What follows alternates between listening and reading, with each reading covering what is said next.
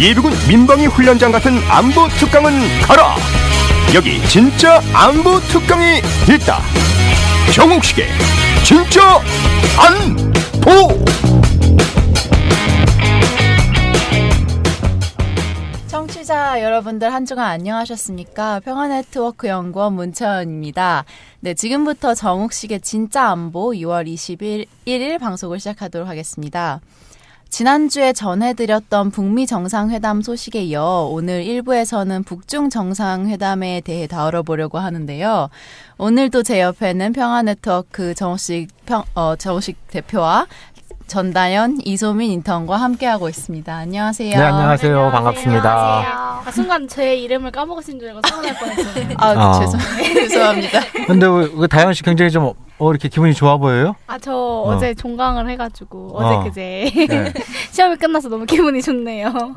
어제 그제 1박 2일에 걸쳐서 종강을 했어요? 19일날 종강을 했습니다. 19일날 종강하고? 네. 네. 원래 공부를 하지 않았지만 예. 지금 이제 공부를 하지 않았지만 원래 그렇게 말하면 어떡합니까? 부담을 열심히 했다고 해야지. 없어졌기 때문에 네. 너무 좋네요. 그래도 어제 사무실에서 늦게까지 비핵화에 대해서 공부하고 네, 대학생 모임 이제 맞아요. 저희 평화네트워크에서 계획하고 있잖아요. 네. 거기에 대해서 되게 자료 준비 많이 열심히 하고 있더라고요. 네. 어제 10시에 퇴근했어요. 같이. 10시요? 9시에 했잖아요. 원래 1시간 정도는 10시에 퇴근했다고 합니다. 우리 평화네트워크는 야근 금지인데? 네? 몰랐네요. 멋대로 야근했어요. 멋대로. 자발적 야근이었다는 점 알려드립니다. 그래요? 우리 잠깐 그러면 그 소개 좀 해주시죠. 우리 평화네트워크에서 대학생 모임을 한다. 네. 대학생들이 자발적으로 같이 모여서 토의하는 그런 소모임을 만들었는데요. 주제는 저희가 비핵화로 잡아서 이제 비핵화에 대해서 저희가 공부하고 이제 여러 논제들을 잡아서 같이 토론하고 토의하는 그런 모임을 계획 중입니다. 그럼 학생들은 자유롭게 참가를 할 수 있는 거예요? 네, 그렇죠. 네, 물론이죠. 그 정보는 어디서 볼 수가 있어요? 정보는 이제 곧 있으면 평화네트워크 홈페이지에 올라올 예정입니다. 아직 올라오진 않았습니다. 네. 지금까지는 보안을 유지하고 계시는구나. 네, 그렇죠. 아직 저희가 공부 중요해서. 중이기 때문에 네, 그래서 어제 밤을 새서 공부를 하고 왔습니다. 네. 그럼 확인을 해볼까요? 공부를 했는지 아닌지. 네, 그럼 북중 정상회담에 대해서 브리핑. 북한의 김정은 위원장이 지난 19일 그리고 20일에 중국을 방문해 북중 정상회담을 가졌습니다. 김 위원장이 북미 회담의 결과를 설명하자 시 주석은 북미 회담의 긍정적 평가를 평가하면서 쌍방이 회담의 성과를 잘 구체화하길 바란다고 말했습니다. 이번 김 위원장의 방중에 대해 시 주석과 미북 정상회담 결과를 공유하면서 미국과의 비핵화 후속 협상을 앞두고 중국과 협력 방안을 조율하려는 것으로 관측되고 있습니다. 네. 왜 웃고 있어요? 대표님이 말씀이 없으시길래. 이제 채원 씨가 진행을 하고 있으니까 좀 주도권을 갖고 진행을 하시면 될 것 같아요. 아직 익숙하지가 않아가지고 죄송합니다. 난 이제 점차 익숙해질 거예요. 왜 이렇게 북한이 자주 가는 거죠, 중국에? 그러게요. 지금 가만히 있어봐. 3월 말에 한번 갔었고, 네. 그죠? 이번에 세 번째. 5월 또 초순에 한번 갔었고, 네. 그리고 이번에 갔고, 네. 한 100일 사이에 세 번을 간 셈이네요. 네. 뭔 볼 일이 있길래 이렇게 자주 다니까요? 엄마도 그렇게 자주 못 보는데. 그 정도예요? 아마 이건 뭐 북중 관계뿐만 아니라 그 세계 외교사에서도 상당히 좀 드문 일인 것 같아요. 네, 맞아요. 네, 100일 사이에. 그리고 보통 이제 한쪽에서 가면, 그 다음에 뭐 다른 쪽에서 뭐 답방을 한다든지 이런 경우들도 좀 뭐 보통 외교 프로토콜이라고 할 수 있을 텐데, 그냥 연달아서 김정은 위원장이, 시진핑 주석을 만나러 3번 연속 갔다라고 하는 게 대단히 좀 특색 있는, 이례적이고 특색 있는 그런 모습인 것 같네요. 그러면은, 이번에 제가 생각하기로는 이번에 가서 이제 북미 정상회담이 끝난 지 얼마 안 됐으니까 거기에 대한 결과를 이렇게 얘기를 하고 그럼 비핵화에 대한 이야기를 전달을 한 걸까요? 아니면 뭐 더 저희가 생각하는 거 이외에 다른 주제들에 대해서도 이야기가 오갔을까요? 네, 글쎄요. 이번에 이제 뭐 북미 정상회담 결과를 설명을 했을 거고, 네. 이제 그리고 이제 추후 전략에 대해서 두 정상이 아마 논의를 했겠죠, 당연히. 예, 네. 그리고 이제 뭐 시진핑 주석도 북미 회담 결과가 긍정적이었다 이렇게 평가를 하는 거 봐서 그 얘기가 주된 의제였던 것 같고요. 그리고 그 김정은 위원장 입장에선 지금 북미 관계도 굉장히 중요하지만 네. 지난 4월 20일 날 노동당 결정서를 통해서 새로운 전략적 노선을 발표를 했잖아요. 그렇죠. 예, 이제 핵은 뭐 종교를 하던 폐기를 하던 그렇게 하고 일단 경제 발전에 올인하자. 네. 그렇게 선언한 상황이고 뭐 지난달이었나요? 이제 그 북한의 노동당 그 뭐 시당위원장, 도당위원장 뭐 이런 어떤 주요 간부들이 중국에 가서 주요 시설들을 그 시찰을 하고 들어왔죠. 네, 그렇죠. 그리고 이번에 이제 거의 같은 동선으로 김정은 위원장이 다녀온 걸 봐선 네. 특히 이제 북한이 관심을 갖고 있는 중국의 농업혁명, 네. 그리고 또 중국의 철도망이 세계 최고 수준으로 지금 올라가고 있단 말이죠. 네. 그래서 이제 이런 어떤 그 시설들을 둘러보면서 이거를 북한에 어떻게 좀 적용할 수 있을지, 또 그 관련해서 북중 간에 어떤 협력을 할 수 있을지, 네. 이런 부분들도 좀 비중 있게 다뤄졌을 것 같아요. 그럼 뭐 어떤 경협을 뭐 예상하고 있다거나 그런 이야기들도 있었을까요? 양국 간에. 예, 뭐 아직 그 유엔 안보리의 제재가 풀리지 않은 상태이기 때문에 네. 전면적인 경제 협력은 어렵겠지만 구체적으로 이제 제재의 대상이 되지 않는 것, 이러면 농업 협력 이런 것들은 이제 제재의 대상이라고 보기는 어려운 거죠. 네. 예, 그리고 또 지금 중국이 북한의 단체 관공을 다시 이제 허용을 한 상황으로 보도가 되고 있어요. 근데 또 관광 사업도 뭐 제재에 직접적으로 저촉되지 않는 거기 때문에 네. 제재와 직접적으로 관련되지 않은 사업들부터 하나둘씩 그 본격화하고, 그리고 아마도 그 북한이 9월 9일쯤에 북한이 9월 9일이 이른바 이제 조선민주주의인민공화국 그 건국 70주년이 되는 날이죠. 네. 예. 이때쯤에서 여러분도 보셨는지 모르겠지만 북한이 옛날에 아리란 축전 그래가지고 막 10만 명, 20만 명이 모여갖고 카드 섹션하고 이런 것들 혹시 어렸을 때 본 적 있어요? 없는 것 같습니다. 없습니다. 네. 그 아리란 축전에서 그 카드 섹션이 장관이거든요. 그 북한이 옛날에 그걸 관광 상품화 했었어요. 관광 상품화 했었고, 그래서 그때 이제 우리 국민들도 많이 가서 보고, 네. 그랬었는데 이게 2007년인가부터 중단이 됐었어요. 2007년인가부터 이제 중단이 됐었는데 올해 9월부터 다시 한다는 얘기가 있어요. 관광상품으로. 예. 근데 이게 그 한 10만 명 정도 모여가지고 단체로 연습하고 그렇게 다 그 이제 뭐 1초에 오차도 없을 정도로 아주 그 일사불란하게 그렇게 하려면 굉장히 많은 연습을 요하겠죠. 연습을 요하고 그 정도로 준비를 하려면 북한도 이걸 보러 오는 사람들이 많아야 되잖아요, 일단. 그죠. 많아야 되죠. 네. 근데 공교롭게도 북한이 그런 다시 이제 아리랑 축전을 다시 한다라고 하는 입장이 중국의 여행사들한테 전달이 되고, 그래서 이제 여행사들이 본격적으로 이제 단체 관광, 뭐 지금도 이제 시작되고 있지만 아마 이제 그 9월달에 아리랑 축전을 할 때 아주 대규모의 중국인 관광객들이 그 평양을 방문하는 이런 것들도 우리가 좀 점쳐볼 수 있을 것 같아요.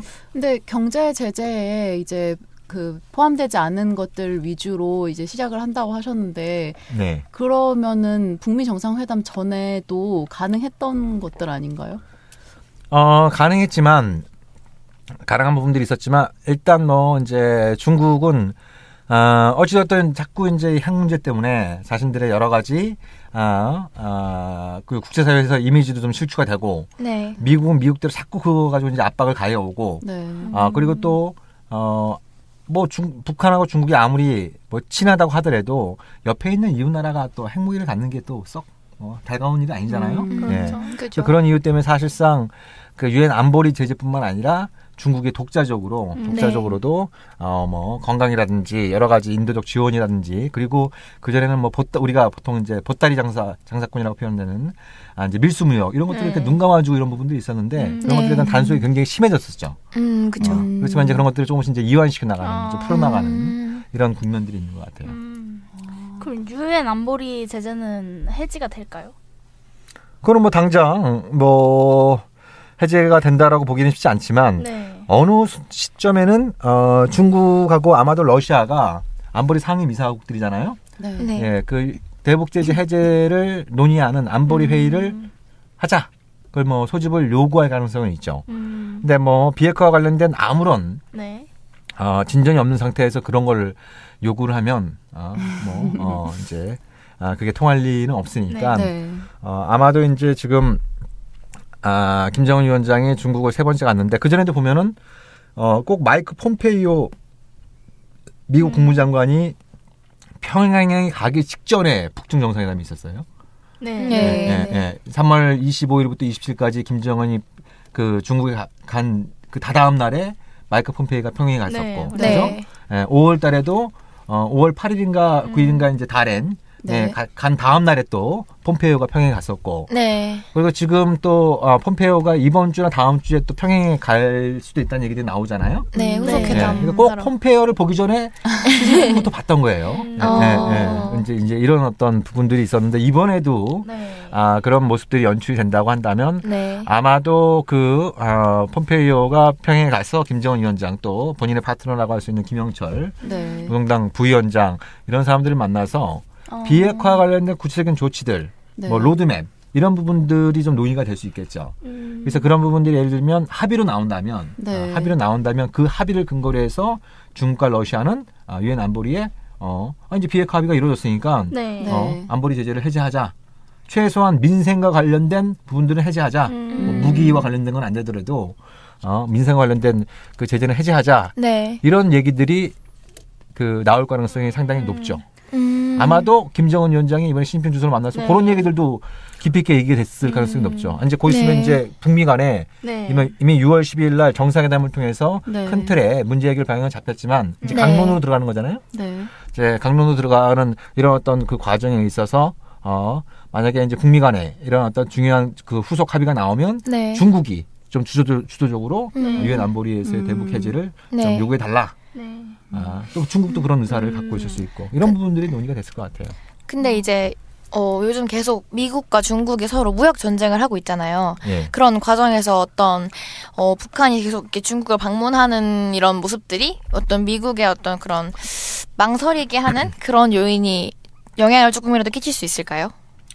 글쎄요. 그러니까 뭐 이게 같이 벌어지니까 네. 같이 벌어지니까 둘이 뭐 밀집한 관계가 있지 않겠느냐 이렇게 생각해 볼 수 있는데 근데 그 트럼프가 중국에 관세 폭탄을 던진 거는 네.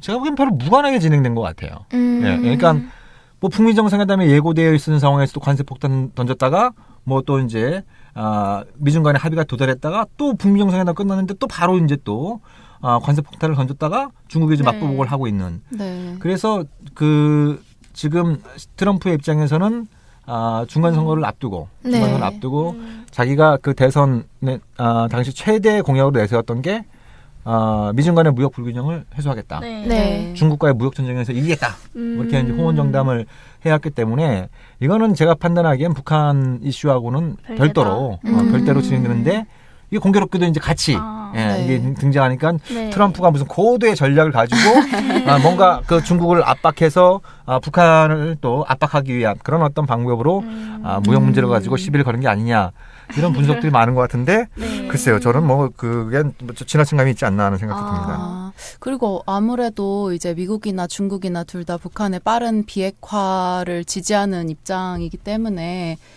아무리 갈등이 고조된다고 해도 별개 대표님이 말씀하신 대로 별개로 이제 빠르게 진행이 되지 않을까 저는 그렇게 생각하는데. 근데 이제 자칫 예를 들면 그 만약에 이제 트럼프가 기대한 만큼 북한의 비핵화 조치가 안 나온다. 네. 이게 또 자기가 기대했던 만큼 빨리 진행이 안 된다. 네. 그럼 그 책임을 시진핑한테 돌릴 가능성이 높죠. 근데 네. 진짜 지금 보면은 북한이 아예 중국한테 좀 의지하는 그런 모습을 보이잖아요. 그리고 이번 북미 정상회담 결과도 꽤 많은 사람들이 완전 중국의 승리다. 중국이 원하는 대로 다 됐다. 이렇게 분석하는 사람들도 있는데 중국이 뭘 승리했다는 거예요? 중국이 원하는 대로 그 북미 정상회담의 결과가 나왔다라고 중국이 예측한 대로 사람들이 많더라고요. 그러니까 중국은 그런 게 있죠. 내 말이 맞잖아 이런 게 있어요. 예. 그러니까 중국은 오래전부터 야, 그 핵 문제는 기본적으로 북미 간의 문제야. 둘이 대화를 먼저 이렇게 해야지 이걸 뭐 문제를 풀든지 말든지 하는 건데 오랫동안 대화가 안 됐으니까 일단 대화를 좀 해라. 네. 그럼 이제 대화가 됐잖아요. 그렇죠. 그 중국 입장에서 내 말대로 됐잖아. 그게 하나 있고. 그리고 또 그 좀 초보적인 조치로 1단계 조치로 북한은 핵과 미사일 활동을 중단하고 뭐예요? 한미양국 연합훈련을 중단하고. 네. 그걸 뭐라 그랬죠? 중국이? 쌍중단. 네. 쌍중단이라 그랬잖아요. 네. 네. 근데 쌍중단이 됐잖아요. 그렇죠. 중국이 내 말대로 됐잖아. 네? 이런 게 있고.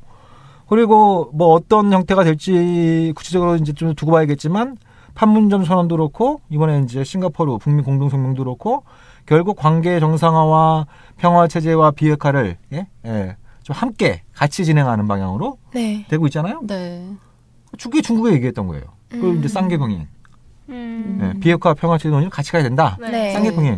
근데 그렇게 됐잖아요. 되고 있잖아요. 네. 그러니까 중국이 내 말이 맞잖아. 이렇게 되는 거예요. 근데 그 중국이 뭐 미국하고 그 북한한테 엄청난 영향력을 행사해서 그렇게 된 게 아니에요, 기본적으로. 네? 쉽게 말씀드리면 문제를 풀려면 그렇게 해야만 했던 거예요. 네, 그렇게 해야만 했던 거예요. 아무래도 제3자 입장에서 보다 보니까 더 객관적으로 분석할 수 있어서. 아니, 뭐 중국뿐만 아니라 제가 뭐 자화자찬하는 거 그러니까 저 같은 사람도 계속 그렇게 얘기를 했던 거예요. 그래서 그리고 과거에 9.19 공동성명도 그런 취지를 담고 있는 거고, 그러니까 중국이 뭐 특별한 예지력이 있어갖고 앞으로 그렇게 될 거야. 네. 혹은 자기들 특별한 통찰력이 있어갖고 이건 쌍중단하고 쌍계 병행으로 가게 될 거야. 네. 그리고 그걸 받지 않으면 뭐 미국이랑 북한을 상대로 자기가 엄청난 이거 받아라 압력을 행사할 수 있는 것도 아니거든요. 네. 그러니까 그거는 기본적으로 문제를 풀려면 그런 방식을 풀어야 된다라고 하는 걸 중국이 2016년부터 얘기를 했던 거예요. 네. 그러니까 이제 자기가 주장해왔던 바들이 좀 먹혀 들어가니까, 그죠? 네. 먹혀 들어가니까 자기 중국은 내 말이 맞잖아. 이런 얘기들을 하는 부분이 있고, 그리고 일각에서는 뭐 한미 연합훈련 중단하기로 한 게 중국의 승리다 이렇게 얘기를 하는데, 그거 웃기는 얘기예요. 그러면 그 한미 연합훈련은 북한을 핑계로 삼아서 중국을 겨냥했다는 걸 인정을 하는 건가요? 그런 거 아닌가요? 아무래도 이게 사람들이 이제 안보 얘기할 때 북한을 주적이라고는 하지만 중국이 북한 뒤에서 이제 받쳐준다라는 동의가 암묵적으로 있어서 아무래도 북한을 공격한다 그러면은 이제 중국까지 견제한다 이런 뜻으로 해석을 하지 않나요? 보통 사람들이? 사드 문제도 그랬었고. 네. 그러니까 뭐 사드는 좀 성격이 다른 문제지만 아무튼 한미 연합훈련이 그걸 중단을 하게 한 게 중국의 승리다. 그건 얘기 제가 보기에는 굉장히 좀 웃기는 얘기다. 그게 뭐 쌍중단이 현실화되고 있다라고 하는 점에서 중국이 이제 체면을 세울 수 있는 부분이 있겠죠. 근데 아까도 제가 강조한 것처럼 쌍중단이라는 표현을 구체로 쓰지는 않았지만 그런 식으로 문제를 풀어가야 한다는 얘기는 과거부터 굉장히 많이 있었던 얘기다. 그러니까 다른 나라가 그 얘기를 안 하니까 2016년 들어서 중국이 그 얘기를 꺼내기 시작한 거예요.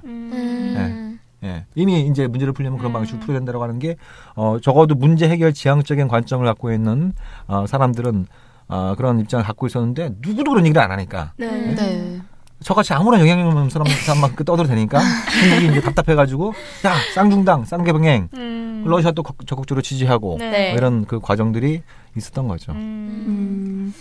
근데 이게 북미 정상회담 결과 이렇게 분석이 나오면서 되게 많은 사람들이 중국의 승리다 뭐 이런 말들을 하잖아요. 근데 그 대표님이 쓰신 김정은의 패스와 트럼프 대통령의 리버스 덩크였나요?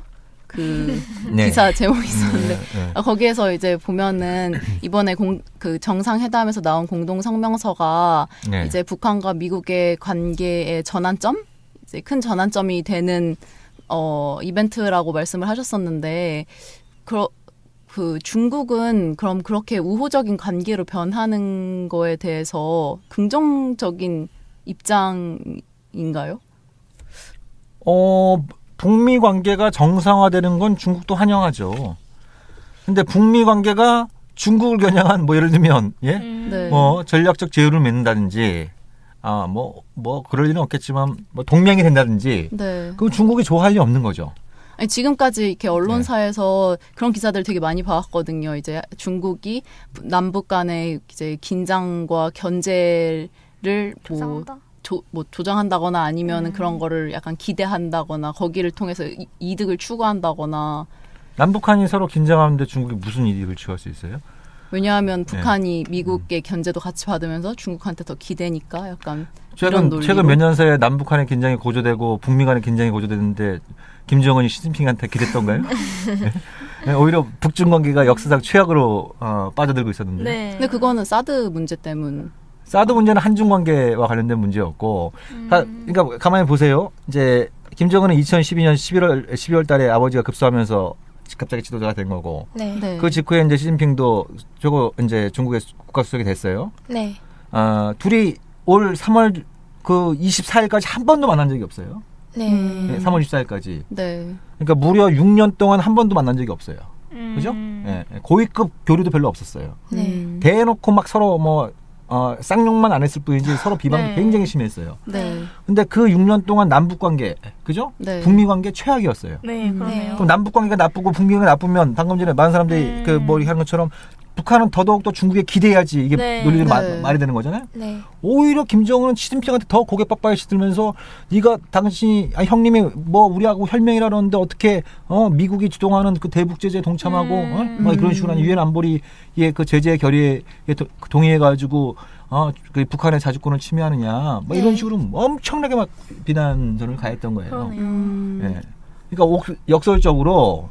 남북 관계가 나쁘고 북미 관계가 나빠지면서 북중 관계가 회복된 게 아니고 그 반대인 거죠. 남북 관계가 다시 좋아지고 북미 관계도 급물살을 탈 조짐을 보이니까 그러니까 김정은으로서 하나의 지렛대가 생긴 거예요. 하나의 지렛대가 생겨서 지렛대가 생겨가지고 시진핑한테 이제 그 전에 자기가 어려운 처지에 있으면 왠지 거기에 시진핑도 고개 숙여 들어와. 네. 네. 왠지 고개를 숙여야 할 것 같은 이런 어떤 상황인데 지금은 아니죠. 고개 빳빳이 이렇게 딱 들고, 그죠? 그리고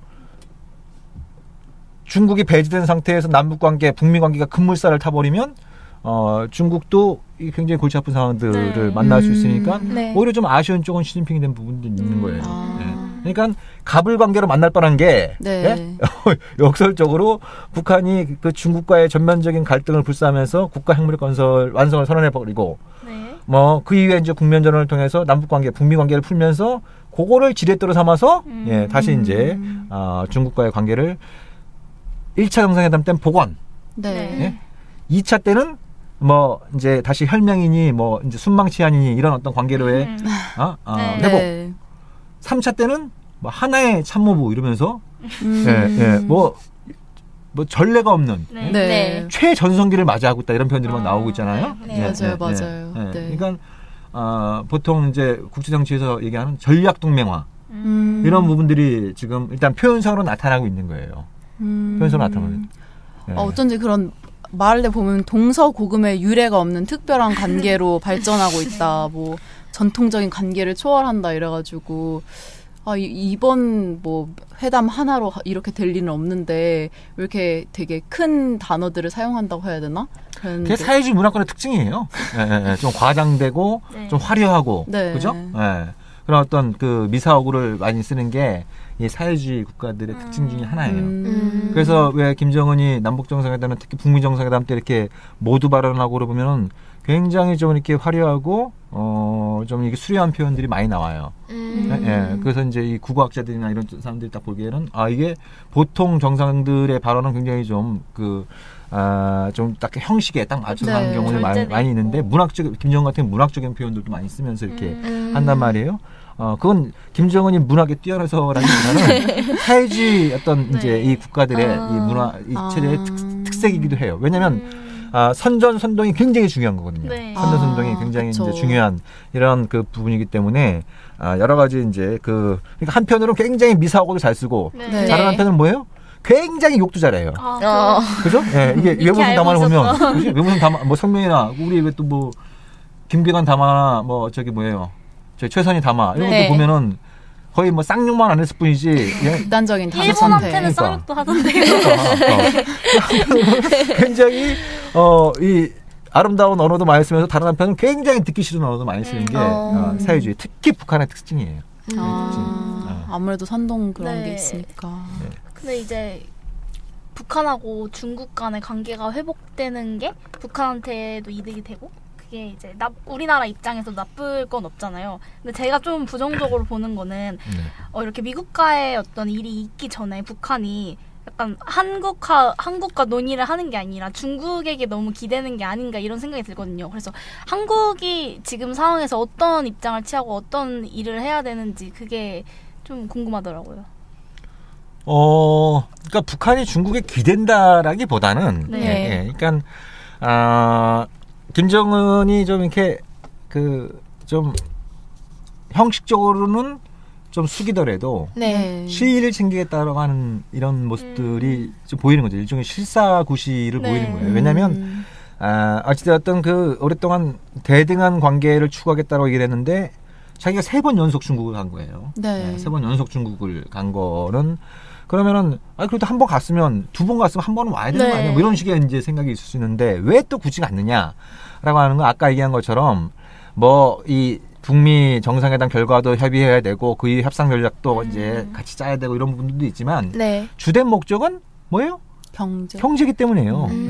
경제 중국의 아주 발전한 여러 가지 경제 시차를 돌아보고 그리고 그거는 중국 내부의 북한 내부의 관료들 인민들한테도 상당히 이게 자극이 될 수 있는 거예요. 그러니까 북한의 최고 지도자는 뭐 불철주야 이렇게 각국을 돌아다니면서 그지?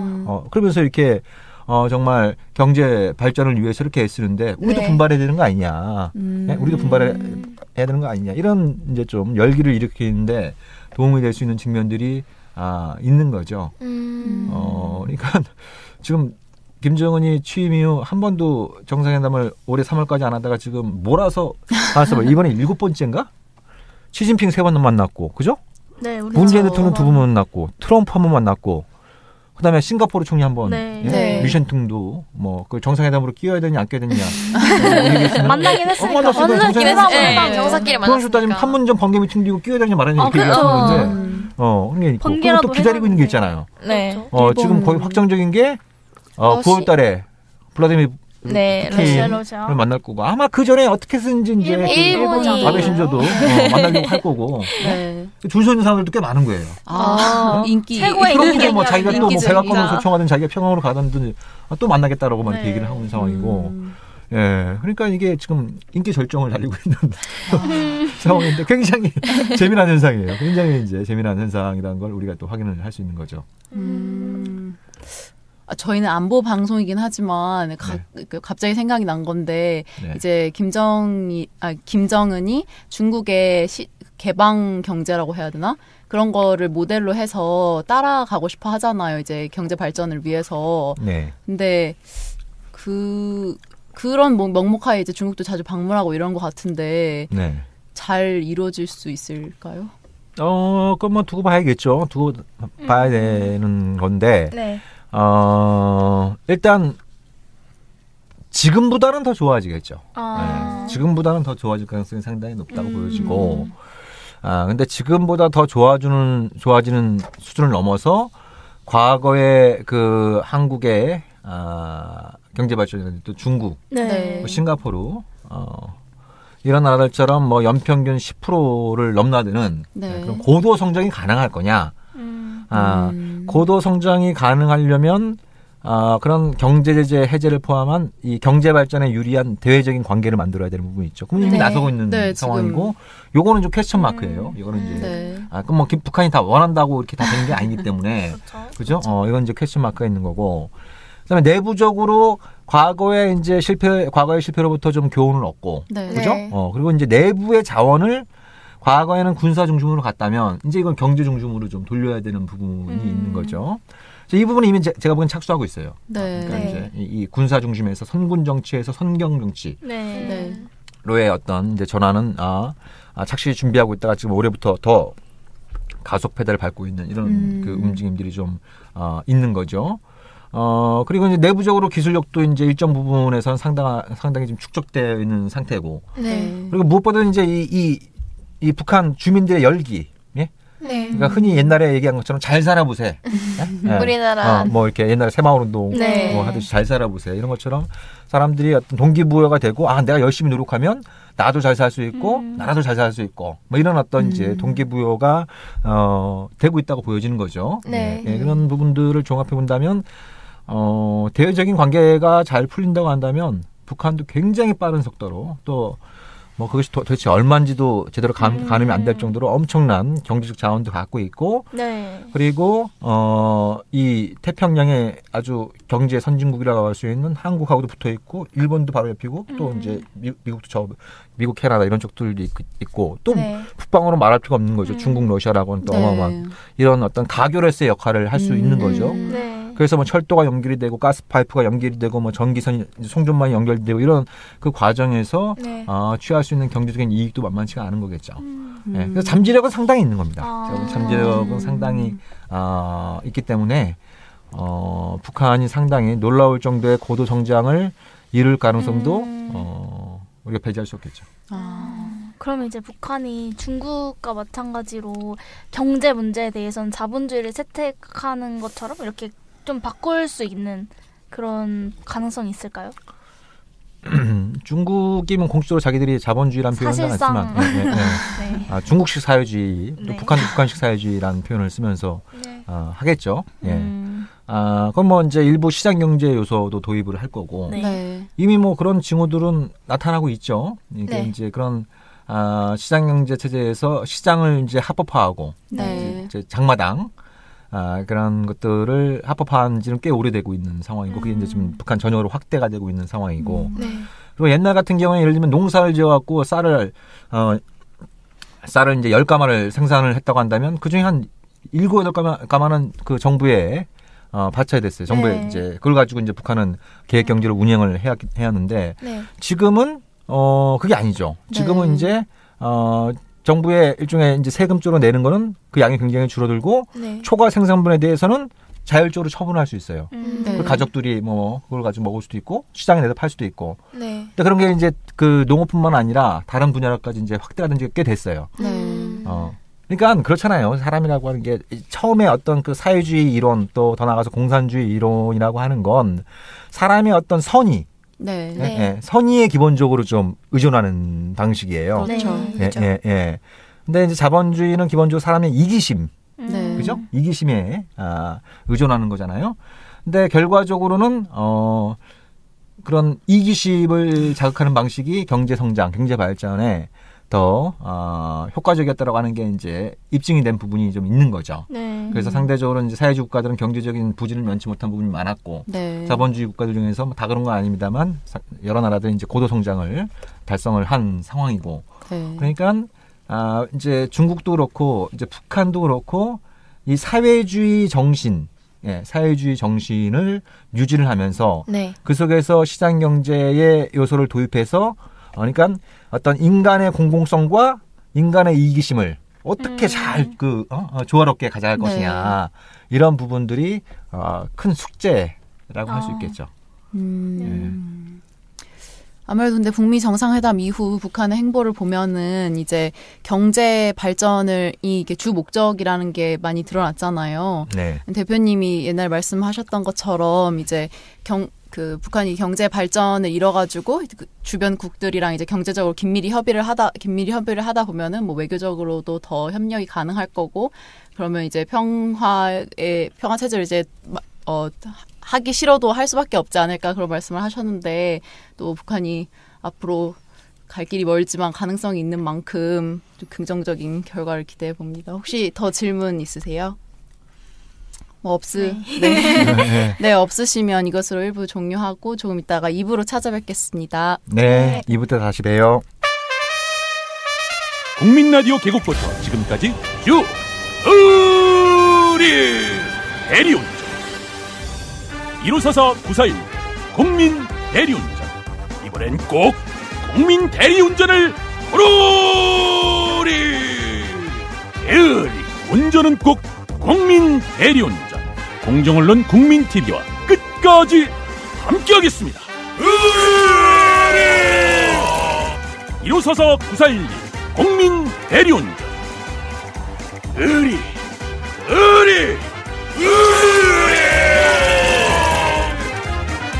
1544-941 국민 대리운전